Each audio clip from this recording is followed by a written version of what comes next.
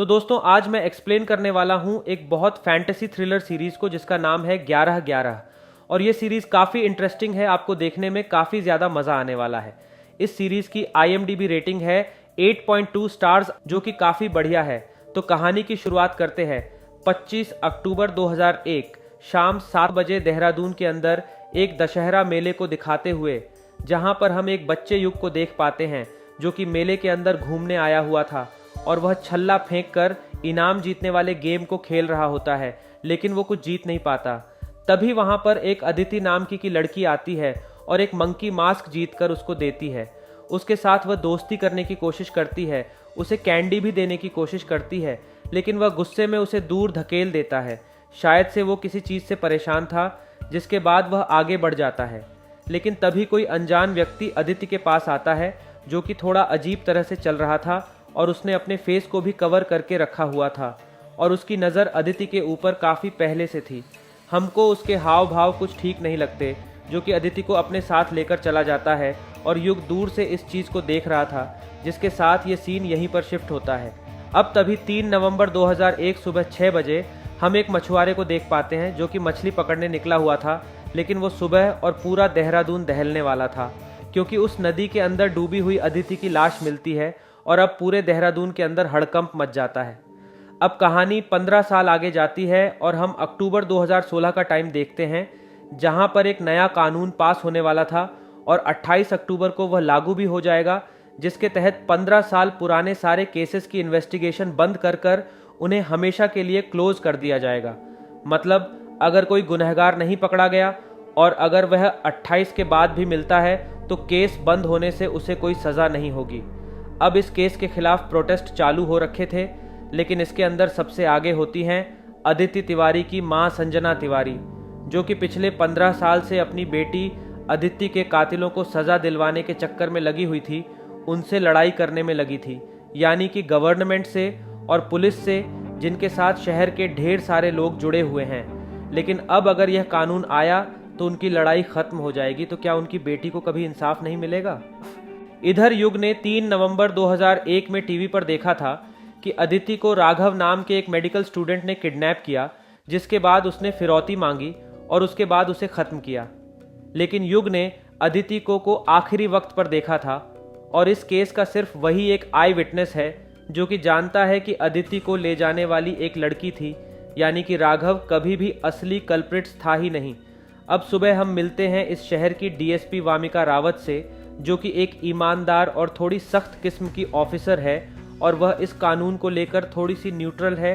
अब उसके ऑफिस के सामने प्रोटेस्ट हो रहे होते हैं और संजना तिवारी अनशन पर है, तो उस चीज़ को लाइट वे से ही हैंडल करने का प्लान करती है।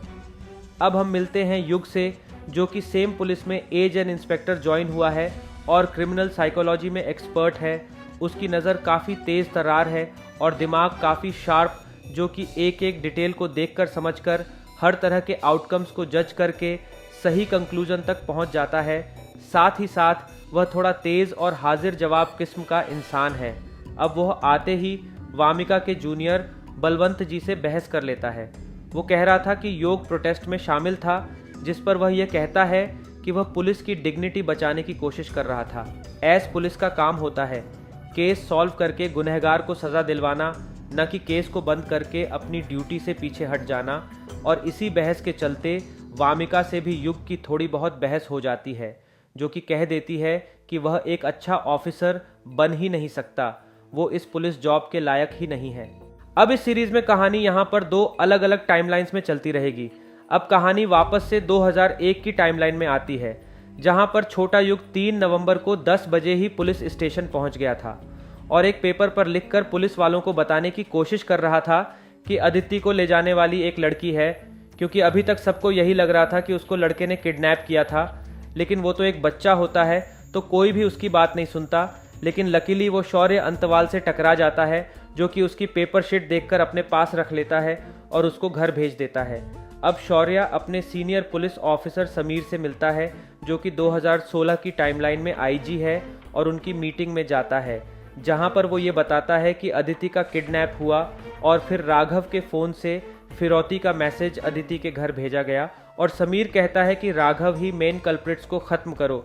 हालांकि तब तक इन पुलिस वालों को भी अदिति की लाश के बारे में पता चल जाता है, जो कि सुबह 6 बजे मिली थी। और यह सुनकर तो समीर की हालत खराब हो जाती है। वह उसे बस अब जल्दी से जल्दी कातिल को पकड़कर केस सॉल्व करना था। अब शौर्य इस केस को लेकर काफ़ी परेशान था, क्योंकि उसे लग रहा था कि कुछ तो गड़बड़ है जैसा सब कुछ दिख रहा है। केस वैसा बिल्कुल भी नहीं है। और यहीं हम वामिका को भी देखते हैं, जो कि उसके अंडर ही काम किया करती थी, जिसका आज ट्रांसफ़र है तो उसकी दूसरी जगह पर पोस्टिंग हो जाएगी। और आज उसकी शौर्य से आखिरी मुलाकात होने वाली थी, जो कि उससे यह कहता है कि उसे आज नहीं जाना चाहिए था। जो बात वामिका को फ़िलहाल समझ में नहीं आती, लेकिन 2016 की टाइमलाइन में उसे इस चीज़ का हमेशा गिल्ट रहता है। अब समीर के ऑफिस में फॉरेंसिक एक्सपर्ट ऑटोप्सी रिपोर्ट यह बताती है कि अदिति की बॉडी में कुछ टॉक्सिन्स मिले थे, जो कि मैनली डिटर्जेंट और टेक्सटाइल मिल्स में पाए जाते हैं। और साथ ही साथ अदिति के लंग्स में पानी नहीं था, मतलब कि वो डूबकर ख़त्म नहीं हुई, बल्कि गला घोंटकर उसे मारा गया और फिर उसे गंगा नदी में फेंक दिया गया था। और वो 28 अक्टूबर 2001 को ही इस दुनिया से चली गई थी। अब शौर्य अपनी दलील देता है कि इसमें राघव उसके अकॉर्डिंग कल्प्रिट्स कॉलेज में टॉप किया करता। साथ ही साथ जिस दिन फिरौती की खबर आई थी उस दिन उसके पास 10 लाख रुपए थे, तो वह 5 लाख रुपए के लिए अदिति को किडनैप क्यों करेगा। और तो और उसने खुद किसी को 5 लाख रुपए दिए थे, मतलब उसको सामने रखकर यह गुनाह किसी और ने किया है और उसके फ़ोन से मैसेजें भेजकर उसे फंसाया गया। लेकिन समीर इस दलील को बिल्कुल नकार देता है और राघव को पकड़ने के जल्दी से जल्दी ऑर्डर्स देता है, क्योंकि उसको फटाफट केस को ख़त्म करना था, क्योंकि मीडिया का और बाकी लोगों का काफ़ी ज़्यादा प्रेशर उन पर था। अब शौर्य गुस्से में पुलिस स्टेशन से निकल जाता है और अपनी कार में बैठकर युग की दी हुई चीट देखता है, जिस पर लिखा था कि अदिति को कोई लड़की लेकर गई थी। और अब वह इस एंगल को भी अपने दिमाग में रख लेता है। साथ ही साथ उसके डेस्क पर उसे पंचाचुली टेक्सटाइल मिल के बारे में एक नोट मिलता है, जो कि उसने ही लिखा होगा, लेकिन खुद से नहीं। और यह बात थोड़ी डीप है, जिसके बारे में हम थोड़ी देर में जानेंगे। अब राघव के फ़ोन से दशहरा के अगले ही दिन मोंटी नाम के एक हिस्ट्री शीटर को कॉल किया गया था, जिससे वो पूछताछ करता है। और मार पड़ने के बाद में मोंटी बताता है कि राघव ने तो उसे एक बार ही कॉल किया था, लेकिन उसकी गर्लफ्रेंड असल में ड्रग पैडलिंग किया करती थी। और राघव मोंटी से एक ही बार मिला था उसकी गर्लफ्रेंड का अकाउंट सेटल करने के काम से, वो भी पंचाचुली टेक्सटाइल मिल में। और अब शौर्य के पास एक लीड होती है, जो कि उसे और युग को आगे कहानी में हेल्प करेगी। अब प्रेजेंट टाइम 2016 में रात के समय युग को दिखाया जाता है, जो कि अदिति की फॉरेंसिक रिपोर्ट्स को चेक कर रहा था, क्योंकि वो जानता था कि यह केस 3 दिन में बंद हो जाएगा और उसे इससे पहले ही इसको सॉल्व करना होगा। और उसे भी अब पंचाचुली टेक्सटाइल मिल के बारे में पता चल जाता है। अब यहाँ इस टाइमलाइन में मतलब कि 3 नवंबर की रात 2001 में शौर्य पंचाचुली टेक्सटाइल मिल जाता है। और वहीं दूसरी तरफ युग जो होता है वह अदिति के केस को स्टडी कर रहा था। अब शौर्य को ब्लीचिंग टैंक के पास राघव की बॉडी मिलती है और वह पुलिस ऑफिसर होता है, तो एक झटके में समझ जाता है कि राघव नौटियाल को किसी ने ड्रग का ओवरडोज देकर ऑन ऑफ कर दिया है और इसको फ्रेम करने की कोशिश करी गई है कि उसने खुद को ही ख़त्म कर लिया। अब यहाँ युग भी अपनी इन्वेस्टिगेशन में लगा हुआ था और रात हो रही थी कि तभी घड़ी में समय होता है 11:11 और यह समय बहुत ही ज़्यादा ख़ास होता है।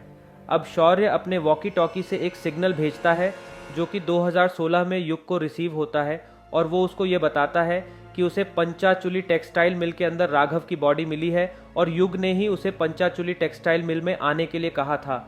लेकिन युग को ये बात समझ में नहीं आती कि ऐसा उसने कब कहा, और युग ये कहता है कि उसे कुछ भी समझ में नहीं आ रहा है कि शौर्य बोलना क्या चाहता है।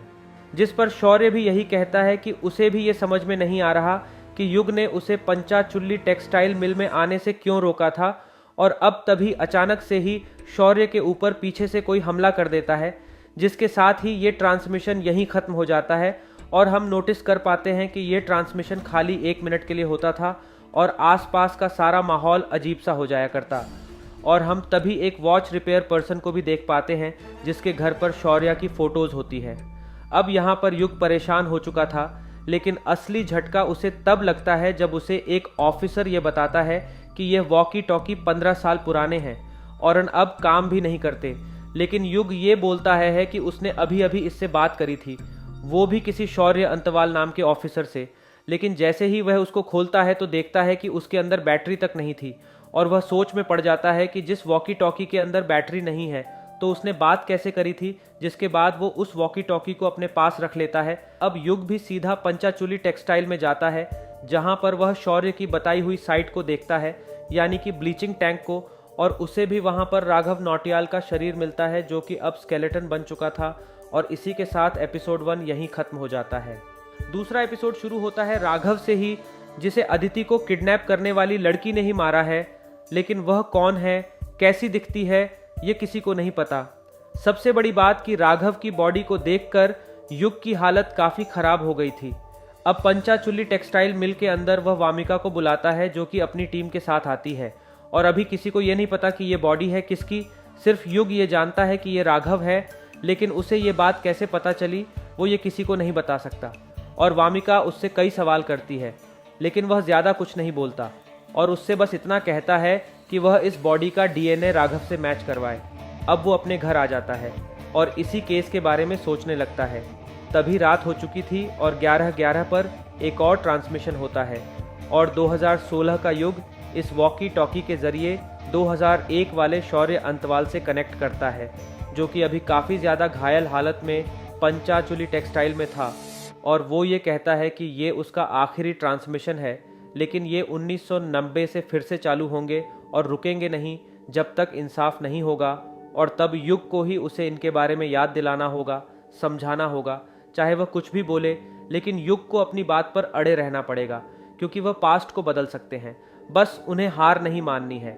और यहाँ पर अभी आपको चीज़ें समझ में नहीं आ रही होगी कि यहाँ पर युग ने कब शौर्य से बात करी थी, क्योंकि शौर्य के हिसाब से ऐसा लग रहा था कि जैसे कि युग ने ही उसे सब कुछ बताया था। तो एक तरह से यहाँ पर उनकी मेमोरीज जो हैं वह रिसेट हो चुकी हैं, ये एक टाइम लूप बन चुका है। और वैसे ही अब शौर्य की मेमोरीज रिसेट हो जाएंगी। जैसे गेम के अंदर होता है ना, अगर आपके कैरेक्टर का गेम ओवर हो जाता है तो आप किसी पर्टिकुलर जगह पर फिर से आ जाते हो, या फिर आपको स्टार्टिंग से शुरू करना पड़ता है। और इसी के साथ ये वाला ट्रांसमिशन खत्म हो जाता है। अब अगले दिन 27 अक्टूबर 2016 हो जाता है, मतलब कि दोपहर के 2 बज रहे थे और अदिति केस को क्लोज होने में अब 34 घंटे बाकी थे, जिसके लिए संजय ना का अंश और उसकी लड़ाई अभी भी जारी है, जिसकी बेटी के इंसाफ के लिए ढेर सारे लोग उसके साथ जुड़े हुए थे। अब यहाँ युग इंस्पेक्टर अंतवाल को ढूंढ रहा होता है, जिससे कि उसने बात करी थी। उसे लग रहा था कि शायद उससे कोई मजाक कर रहा है। वहीं वामिका को उस स्केलेटन की ऑटोप्सी से यह पता चलता है कि उसे खत्म करा गया था और यह बॉडी राघव की ही है। तो वो तुरंत ही युग पर चिल्लाती है कि वो राघव को कैसे जानता था और उसे पंचाचूली टेक्सटाइल मिल्क के बारे में पता कैसे चला। साथ ही साथ उसे ये कैसे पता चला कि यह बॉडी राघव की ही है। तो वो बताता है कि उसने अदिति की फॉरेंसिक रिपोर्ट्स देखी थी, जिसमें साफ जिक्र था कि उसकी बॉडी के अंदर जो टॉक्सिन्स मिले थे वो टेक्सटाइल मिल के अंदर ही पाए जाते हैं। और इसी इन्फॉर्मेशन की हेल्प से वो वहाँ तक पहुँच पाया और उसको वो स्केलेटन मिल गया। और वह कैसे जानता है कि राघव की ही बॉडी है? तो उसने खुद अदिति को किडनैप होते हुए देखा था। उसे एक लड़की ने किडनैप किया था, ना कि किसी लड़के ने। और वह इस बात को पिछले 15-20 सालों से पुलिस में आकर कह रहा है, लेकिन किसी ने भी उसकी बात नहीं सुनी। अब आईजी समीर, जो कि इस केस को हल्के में ले रहा होता है, वह शुरू से ही इसे टाल रहा था। वो कहता है कि राघव को दोषी बताकर केस को खत्म करो, और वो मीडिया के सामने संजना तिवारी के पास जाकर रिवील करता है कि राघव ही दोषी है। लेकिन युग इस चीज़ को नहीं देख सकता था और वो यह पता लगा लेता है कि राघव को किसी नर्स या फिर डॉक्टर ने खत्म किया था। और वो सबके सामने जाकर यह रिवील भी कर देता है, यानी कि मीडिया के सामने चिल्ला चिल्ला कर बोलता है कि राघव ने कुछ भी नहीं किया है, बल्कि वो तो खुद एक विक्टिम है। तभी समीर का जूनियर और वामिका का सीनियर राजेंद्र जुवाल उसकी क्लास लेता है, लेकिन वामिका मैटर को संभाल लेती है और कहती है कि वो केस क्लोज होने से पहले राघव की गर्लफ्रेंड को ढूंढकर निकाल लेंगे, क्योंकि कहीं ना कहीं राघव की गर्लफ्रेंड ने ही यह कांड किया था। अब मीडिया के अंदर बात फैल जाने से अलग अलग हॉस्पिटल से कॉल आने लगते हैं, और ऐसा ही एक कॉल एक हॉस्पिटल से आता है कि एक लड़की कहीं भाग गई है, जिसे वामिका अरेस्ट करने जाती है, लेकिन वह शहर से बाहर होती है और उसे लाने में ही 7 घंटे लग जाएंगे, जबकि 8 घंटे में केस क्लोज होने वाला था। अब वो थोड़ा दिमाग लगाकर उस लड़की को एयर लिफ्ट करवा लेती है, और ये लड़की होती है ऋतु भट्टा, यानी कि राघव की गर्लफ्रेंड, जिसके लॉकर से ही कंफर्म हो गया था कि वो अदिति केस पर नज़र रख रही थी। इनफैक्ट उसकी 28 अक्टूबर पर भी नज़र होती है, जब केस ख़त्म हो जाए और वो आज़ाद हो जाएगी, लेकिन वो पकड़ी जाती है। अब वामिका उससे पूछताछ करती है, लेकिन वो हर बार यही कहती है कि उसने कुछ भी नहीं किया है। वो तो ये बताती है कि उसका तो खाली ब्रेकअप हो गया था, जिसके चलते वो बाहर चली गई थी। और तभी युग को याद आता है कि जिसने अदिति को उठाया था वो लंगड़ा कर चल रही थी, तो वह ऋतु भट्ट तुरंत ही चलने के लिए बोलता है, लेकिन वह बिल्कुल सही होती है। और तभी उनको और हमको एहसास होता है कि यह लड़की ऋतु भट्ट है ही नहीं, बल्कि इसकी खबर देने वाली लड़की असल में ऋतु भट्ट है, जिसने अदिति और राघव को ख़त्म किया था। और वह थोड़ी सी साइको टाइप की लड़की है। तो वो पुलिस स्टेशन के बाहर आकर यह सब नज़ारा देख रही थी और युग इस चीज़ को समझ चुका था कि उसको इस चीज़ में इंटरेस्ट आ रहा है। और युग उसे पकड़ने के लिए पुलिस स्टेशन के बाहर जाता है, लेकिन वो उसके हाथ से निकलने वाली थी। लेकिन तभी हम देखते हैं कि सामने से वामिका आ जाती है और उसको पकड़ लेती है। एपिसोड 3 शुरू होता है आर्थू के किए हुए गुनाह से, और हम देखते हैं 29 अक्टूबर 2001 सुबह 5 बजे के सीन को, जहां पर वो गंगा नदी के पास बने हुए ब्रिज के ऊपर आकर अदिति को वहां से नीचे फेंक देती है। और अदिति ऑलरेडी ऑफ हो चुकी थी। अब प्रेजेंट टाइम में वामिका ऋतु से पूछताछ कर रही होती है, जिसके पास खाली कुछ ही मिनट बचे हुए थे, जिसके अंदर या तो वो ऋतु से कन्फेस करवा लेंगे तो उसको सज़ा मिल जाएगी, लेकिन अगर वो कन्फेस नहीं करा पाए तो वो आज़ाद हो जाएगी, क्योंकि ये सारे के सारे केसेस बंद होने वाले थे। अब आर्थू ने किया ये था कि अपनी फ्रेंड के लॉकर से खुद का लॉकर चेंज कर दिया था, जिसके चलते सबको ये लगा कि उसकी फ्रेंड आर्थू है।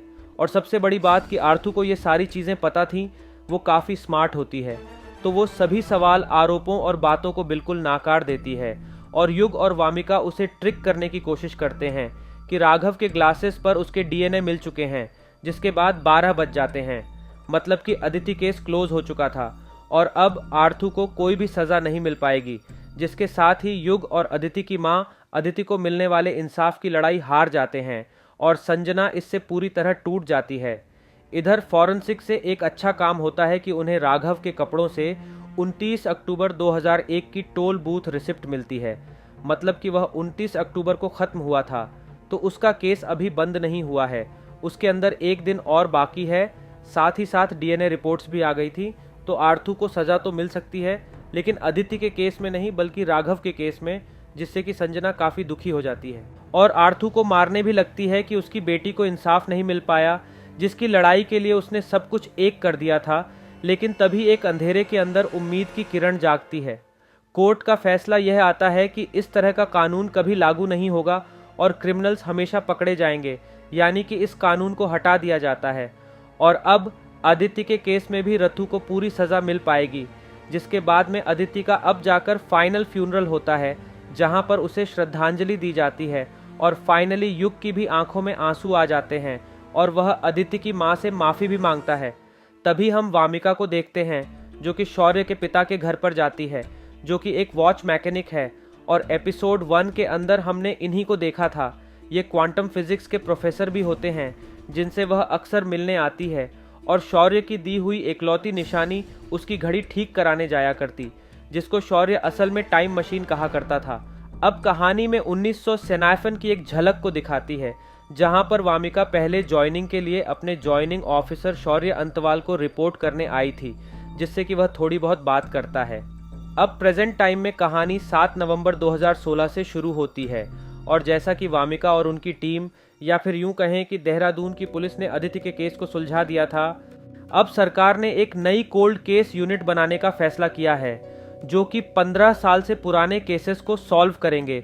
और यह जानकर तो आईजी समीर का दिमाग खराब हो जाता है कि काम और ज़्यादा बढ़ चुका है। अब वह अपने जूनियर जुवाल पर काफ़ी चिल्लाता है और उसे ही इस सिटी के कोल्ड केस यूनिट का हेड बना देता है। और यहाँ पर वो ये भी कहता है कि जवाल तो वैसे भी केसेस को निपटाने में एक्सपर्ट है और उसको याद भी होगा कि उसने शौर्य के केस को कैसे निपटाया था। और यहाँ पर हम समझ चुके हैं कि कुछ ना कुछ 15 साल पहले गड़बड़ हुआ था, यानी कि शुरुआत से ही हम देखते आ रहे हैं कि शौर्य के साथ कुछ तो अजीब हुआ है और इसके बारे में समीर और जुवाल जानते हैं। अब जुवाल अपनी टीम को रेडी करता है, जिसके अंदर वामिका, युग, बलवंत और एक फॉरेंसिक एक्सपर्ट होती है। जुवाल अब आकर टीम को पहले कोल्ड केस को सौंपता है, जो कि सबसे डेंजरस था, जो कि सॉल्व नहीं हो पाया, जिसका नाम टाई एंड डाई केस है और ये 1990 का केस होता है। और आपको 1990 सुनकर कुछ याद आया होगा, तो शौर्य ने कहा था कि 1990 से ये ट्रांसमिशंस फिर से शुरू होंगे। अब टाई एंड डाई केस के अंदर 3 साल में 10 में किलर ने 10 लड़कियों को ख़त्म किया था। जो लड़कियां अकेली घूमती थी वो उनको पकड़ लेता, उनके हाथ पैरों को लाल चुन्नी से बांध दिया करता और फिर उनका गला दबाकर उन्हें मार देता। हालांकि 3 साल बाद ये सारी चीज़ रुक गई थी, लेकिन ये केस कभी सॉल्व नहीं हो पाया। इन केसेस से डर का माहौल इतना ज़्यादा फैल गया था कि लोग अपने घर की लेडीज़ को लड़कियों को लाल कपड़े पहनकर या फिर परफ्यूम लगाकर या फिर फुल मून नाइट पर बाहर निकलने नहीं देते थे। अब युग और बलवंत के बीच में शुरू से ही एक रिफ्ट होती है और वामिका उन्हें वार्निंग देती है कि वो दोनों ठीक से रहे, और अगर वो इस केस पर काम नहीं करना चाहते तो वो डायरेक्टली जाकर आईजी से बात कर सकते हैं। अब अपने घर पर युग रात को टाई वाले केस की 7th विक्टिम रजनी नेगी की केस फाइल को स्टडी कर रहा था। वहीं हम 7 नवंबर को 1990 में शौर्या को अपनी टीम के साथ 7th मिसिंग विक्टिम को ढूंढता हुआ नोटिस करते हैं। यानी कि रजनी नेगी अभी मिली नहीं है और वो आज मिलेगी तो उसकी खबर 4 तारीख को छपेगी। अब समय अचानक से 11:11 हो जाता है और ट्रांसमिशन फिर से शुरू होता है, जिससे कि 2016 का युग 1990 से कनेक्ट करता है। और अब आपको याद आया होगा कि 2001 वाले शौर्य ने यह कहा था कि ट्रांसमिशंस 1990 से शुरू होंगे, और यह बात युग को तब समझ नहीं आई थी, लेकिन अब उसे समझ में आ गई थी। और जैसा कि मैंने आपको बताया कि शौर्य की जो मेमोरी थी वो 2001 में रिसेट हो गई थी, क्योंकि शायद से उसके साथ में कुछ गलत हुआ था जिसमें युग और शौर्य दोनों ही कनेक्टेड हैं। अब ट्रांसमिशन में युग शौर्य से कहता है कि वो उसका ही इंतज़ार कर रहा था, और अब यह बातें शौर्य को समझ में नहीं आती। तभी युग से बात करते हुए वह बताता है कि वह रजनी नेगी को ढूंढ रहा है, जिस पर युग कहता है कि वह ओल्ड ब्रिज के नीचे मिली थी और 8th विक्टिम 9 नवंबर को रेलवे स्टेशन पर मिलेगी, और वह 9 की लोकेशन बताए। इससे पहले ही ट्रांसमिशन खत्म हो जाता है और शौर्य को यह सारी चीज़ें समझ में नहीं आती कि यहाँ पर यह था कौन। तभी शौर्य नोटिस करता है कि उनको रजनी नेगी यानी कि वो विक्टिम मिल जाती है, और वह बिल्कुल ठीक उसी जगह पर मिली थी जो कि युग ने बताई थी। वहीं अब प्रेजेंट टाइम में 2016 में युग वामिका को केस समझाता है कि ये लड़कियां 22 से 36 साल के बीच की थीं। मतलब कि किलर उन पर अपनी एक्स गर्लफ्रेंड का गुस्सा निकाल रहा था, या फिर कुछ ऐसी ही चीज़ थी। वो उनके हाथ बांध दिया करता क्योंकि वो उन्हें कंट्रोल करना चाहता था, उनकी फ्रीडम को छीनना चाहता था। वो उनका मेकअप भी ख़राब करता है क्योंकि वो उन्हें देख भी नहीं सकता। अब 8 नवंबर 1990 में हम पलक नाम की एक लड़की को देखते हैं जो कि एक डांसर है, और वह शौर्य की गर्लफ्रेंड है, जिसको शौर्य उस किलर से बचने के लिए टिप्स देता रहता है, समझाता रहता है कि जब भी वह सामने आएगा तो क्या करना है। खैर, अब प्रेजेंट का यज्ञ केस फील को देख रहा था और 8th विक्टिम की रिपोर्ट पढ़ रहा होता है। वहीं 9 नवंबर 1990 में शौर्य रेलवे स्टेशन जाकर थोड़ा बहुत चेक करता है, क्योंकि उसे युग की बात पर थोड़ा बहुत यकीन था। और तभी हम एक लड़की को स्टेशन से जाता हुआ देख पाते हैं, जिस पर वह कातिल हमला शुरू करता है। और आगे जाने से पहले एपिसोड 1 के शौर्य की बात को हम याद कर लेते हैं, जिसने कहा था कि पास्ट को चेंज किया जा सकता है। तो होता ये है कि शौर्य रेलवे स्टेशन पर उस 8 विक्टिम को ही ढूंढ रहा था। वहीं प्रेजेंट में युग उसकी ही रिपोर्ट को देख रहा होता है। और अब युग के केबिन में अचानक से हलचल शुरू हो जाती है। पूरा माहौल अजीब होना शुरू हो गया था। उसके हाथ में जो विक्टिम की पिक्चर थी वो ग्लिच करने लगती है, और अब 1990 में शौर्य को वो लड़की मिल जाती है जिस पर हमला हुआ था, लेकिन वो ख़त्म होने ही वाली थी, जिसको शौर्य बचा लेता है। और जैसा उसने ही कहा था कि पास्ट को चेंज किया जा सकता है, तो अब जाकर युग के हाथ में 8 विक्टिम की पिक्चर होती है। वो चेंज होकर अब सेव्ड विक्टिम में चेंज हो गई थी, यानी कि खाली उस पर हमला हुआ था, और अब बोर्ड पर एक वर्ड चेंज होकर अटेम्प्टेड हो जाता है, यानी कि उस पर हमला हुआ लेकिन वो बच गई। और आंखों के सामने ये सब चेंज होता देख युग हिल जाता है, यानी कि पास्ट को चेंज किया जा सकता था। एपिसोड 4 शुरू होता है 1990 से, जहां पर हम उस कातिल को देखते हैं जो कि अपनी गर्लफ्रेंड को या फिर किसी और को याद करता है, और वो उससे इतनी नफरत करता है कि वो उसका हंसता हुआ चेहरा भी इमेजिन करे तो उसका भी चेहरा बिगाड़ने पर तुल जाता। अब हम युग को देख पाते हैं, जिसने हाल ही में ही जो देखा उससे उसका दिमाग हिल चुका था, और उसे यकीन ही नहीं होता कि सारी चीज़ चेंज हो गई, यानी कि पास्ट बदल चुका था। वो वामिका को तुरंत ही कॉल करके इसके बारे में शेयर करता है कि 8 विक्टिम सरोज बच गई है, लेकिन अब उसे और हमको ये पता चलता है कि उसकी मेमोरीज को छोड़कर बाकी सबकी मेमोरीज तक रिसेट हो चुकी थी। सरोज बच गई थी और सबको वैसा ही पता था कि हाँ, सरोज बच चुकी है। इनफैक्ट सरोज तब प्रेग्नेंट थी जिसने बाद में एक बच्ची को जन्म दिया था, जिससे फिलहाल वामिका बात कर रही थी। उसके ही बारे में, यानी कि सरोज के बारे में, जो कि अब बड़ी हो चुकी है। वो ये बताती है कि माँ आगे ट्रोमा और डिप्रेशन की वजह से ख़त्म हो गई थी। अब युग काफ़ी परेशान हो जाता है और वह रिकॉर्ड्स को चेक करता है तो उसे न्यूज़पेपर में भी वही मिलता है कि सरोज बच गई थी। लेकिन यहाँ पर अलग ये था कि उसे शौर्या ने बचाया था और वो युग की वजह से वहाँ पहुँच पाया।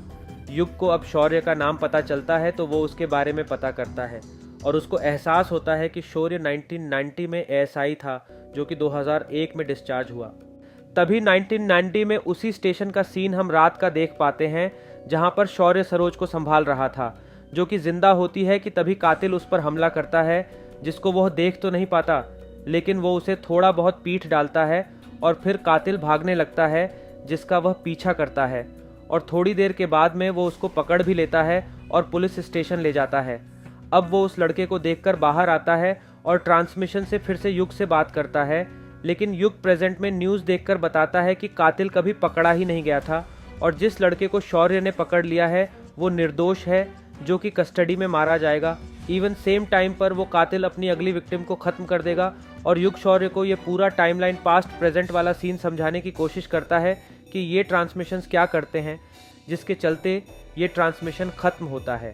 अब शौर्य उस लड़के के पास जाता है, लेकिन पुलिस वाले उसे पीट रहे थे और वो वहीं पर अपना दम तोड़ देता है और अब उसकी मुसीबतें बढ़ने वाली थीं, क्योंकि अब बात उसके ही सस्पेंशन पर आ गई थी और अब वो युग के ऊपर ही भड़क जाता है और अपने ही एक सीनियर को युग समझकर पीट देता है और अब उसकी मुश्किलें और ज़्यादा बढ़ जाती हैं। इसी बीच वह कातिल एक और लड़की को शहर के बीचों बीच ख़त्म करता है और सेम चीज़ को प्रेजेंट में युग भी नोटिस करता है कि पहले वह कातिल लड़कियों को सुनसान इलाके में ख़त्म करता था, लेकिन ट्रांसमिशंस के बाद उसने अपने विक्टिम को बीच शहर में मारने का रिस्क कैसे लिया, और जिन्होंने शुरू से ध्यान दिया होगा वो भी बता देंगे कि कातिल ने लड़की को बीच शहर में क्यों मारा, और ना बता पाएं तो आगे तो पता चल ही जाएगा कि ऐसा क्यों हुआ था। तभी 1990 में शौर्य कातिल के भागने वाले पार्ट को फॉलो करता है, क्योंकि वो कातिल रात में अचानक से ही मिसिंग हो गया था। वहीं अब प्रेजेंट टाइम में वामिका भी इन रूट्स का एक पैटर्न पता लगाती है कि यह सब लड़कियां ख़त्म होने से पहले बस कलकी 543 से उतरी थीं और सरोज के ख़त्म होने के बाद कातिल उसी बस से भागा था जिसमें मौजूद दोनों लड़कियों ने उसका चेहरा देख लिया था और वो पुलिस तक ना पहुंच जाए, इसलिए उसने उन दोनों को जल्दीबाजी में शहर के बीच ख़त्म किया और इसलिए ही उनके ख़त्म होने के बीच का जो टाइम है वह बहुत ही ज़्यादा कम है। लेकिन यह राज अभी भी किसी को पता नहीं चला था कि 3 साल के बाद यह सारा काम बंद कैसे हो गया था। अब यहाँ पर शौर्य भी कलकी 543 के बस ड्राइवर से मिलने जाता है और उससे पूछताछ करता है, लेकिन ड्राइवर के हाल भाव से उसे उस पर शक हो जाता है। साथ ही साथ ड्राइवर के हाथों पर पेंट भी लगा हुआ था, हालांकि वो आगे उससे कुछ उगलवाए इससे पहले ही पुलिस टीम आकर उसे अरेस्ट कर लेती है, क्योंकि उसने अपने सीनियर पर हाथ उठाया था। वो पुलिस स्टेशन में सबको समझाने की कोशिश करता है कि कोई युग उसको टिप दे रहा है, लेकिन यहाँ पर अभी तो युग आर्या नाम का कोई इंस्पेक्टर था ही नहीं।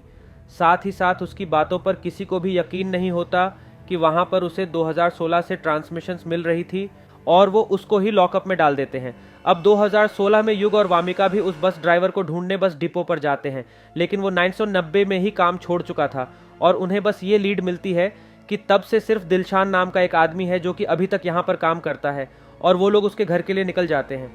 रास्ते में युग यही सोचता रहता है कि पास्ट को बदला जा सकता है, तो वो अपने भाई को जो अरेस्ट हो गया था उसे बचाने की सोचता है और वो वामिका से कैजुअली पूछता है कि अगर वो पास्ट को चेंज कर सकती तो वो क्या चेंज करती, और यहाँ पर वामिका खाली शौर्य के बारे में सोचती है। अब वो दोनों ही दिलशान के घर पहुँच जाते हैं, लेकिन यहाँ पर पहले ही वो कातिल आ चुका था जो कि दिलशान की बीवी को ख़त्म कर चुका है और उसकी बॉडी पर पेंट थिनर की स्मेल मौजूद थी, जो कि एक बड़ा क्लू होता है। अब वामिका अपनी इन्वेस्टिगेशन शुरू करें। इससे पहले ही दूसरी पुलिस टीम वहां पर आ जाती है, क्योंकि ये एरिया दूसरे पुलिस जोन में था, तो वामिका को जुवाल के ऑर्डर्स पर यह सीन छोड़ना पड़ता है। लेकिन वहां पर उनकी जो फॉरेंसिक एक्सपर्ट होती है उसने वहां पर कुछ एविडेंस चुरा लिए थे। अब युग और बलवंत दोनों ही इस चीज़ से काफ़ी ज़्यादा अपसेट हो जाते हैं, या फिर ये कहें कि वामिका से अपसेट हो जाते हैं।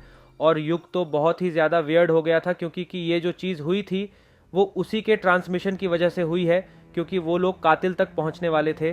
तो वो यहाँ पर आ गया और सेम तरीके से उसने ये चीज़ कर दी। लेकिन अब युग ठान लेता है कि वो इस चीज़ को रोक कर रहेगा।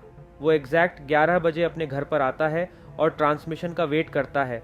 वहीं शौर्य लॉकअप में कैद होता है, लेकिन उसका वॉकी टॉकी सामने ही थोड़ी दूर एक टेबल पर रखा गया था। अब एग्जैक्ट 11:11 पर ट्रांसमिशन शुरू होता है और युग उसको समझाने की कोशिश करता है कि कातिल ने 2016 में एक जान ले ली है, तो उसका 1990 में पकड़ा जाना बहुत ज़रूरी है। लेकिन शौर्य इस पर ध्यान ही नहीं दे रहा था। लेकिन अब उसके कान खड़े हो जाते हैं, वह सहम जाता है और डर जाता है, क्योंकि युग बोलता है कि आज रात पलक राणा, जो कि एक डांसर है, उसको वो कातिल खत्म कर देगा। और पलक कौन है सबको याद होगा, जिसकी जान बचाने के लिए शौर्य तड़प उठता है, क्योंकि वो वहां पर उसकी गर्लफ्रेंड थी। अब तभी युग पलक की फोटो को देखता रहता है कि कोई ग्लिच होगी या फिर नहीं, या फिर चेंजेस होंगे या फिर नहीं होंगे। लेकिन अचानक से ही ग्लिच शुरू हो जाता है, यानी कि पास्ट में हल्के हल्के चेंजेस आने शुरू हो गए थे, क्योंकि यहाँ पर युग ने वो चेंजेस ट्रिगर कर दिए थे जो कि वैसे नहीं थे। और सबसे बड़ी बात कि पलक को यह कातिल क्यों खत्म करना चाहता था, तो इसका सबसे बड़ा रीज़न ये होता है कि उस रात उसने बस के अंदर कातिल को चढ़ते हुए देखा था, जिसके चलते कातिल ऐसा करना चाहता था। और इसी के साथ में चौथा एपिसोड यहीं पर ख़त्म हो जाता है। तो दोस्तों, ये थी 11-11 सीरीज़ के पहले 4 एपिसोड्स की कहानी। हम कल इसके आगे के 4 एपिसोड की कहानी को एक्सप्लेन करेंगे।